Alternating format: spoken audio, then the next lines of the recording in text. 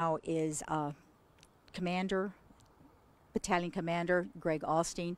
Now, I understand that y'all got the call, and then what did you see when you got here? So when the first unit got here, they advised me I was still en route, and they advised me that they could see an animal in the back yard on the ground. They were going to try to gain access. When I got here, they were able to get a ladder over the wall, and the crews donned their full protective gear, and they climbed over the wall and grabbed the dog. He at first picked his head up a little bit. They said they responded a little bit, but not much. And one firefighter stood on one side of the wall. The other firefighter grabbed the dog and held him over. They ran to the front where another team was waiting with a hose line and sprayed not only the firefighters but the dog down with foam so that we could get all the bees off him. And then we took him about 500 feet away in the shade, and we started caring for him. At which time we noticed that he was showing some seizure activity. And that's when I directed the crews to load him up into the fire engine and take him to the closest animal facility for the emergency. Since then, we've learned about 5 minutes ago from the vet that the dog did not make it. The dog's name was Sootie, Correct. and it was a 11-year-old Labrador mix. Correct. And when I talked to the family, they said they've had him about 12 years. They said he was a family pet, and that they had let him out earlier that day, and they had gotten stung, but they thought the bees had gone. And so we feel for them. We know it's like a family member, and I think it all affects us that way.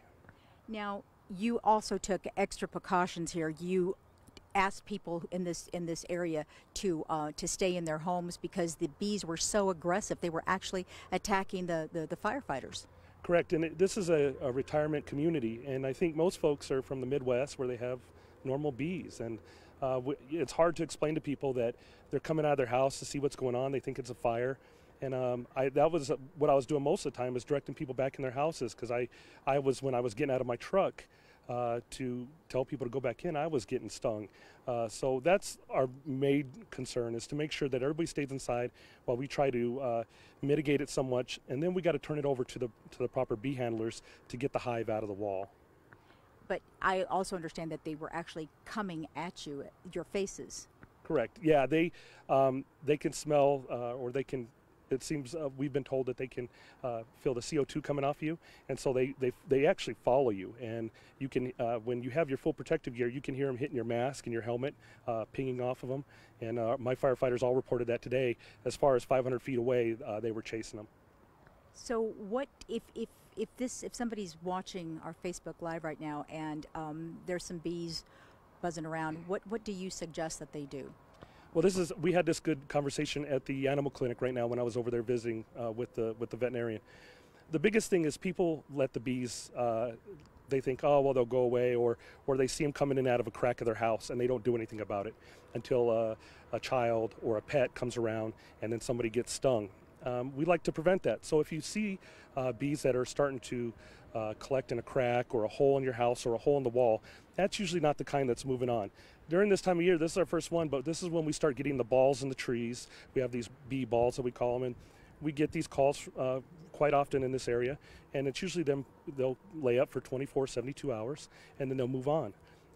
This one was a little bit more, they were in a drainage hole, so they were a little bit more sunken into that area, and they were a little bit more dangerous because they were protecting their hive.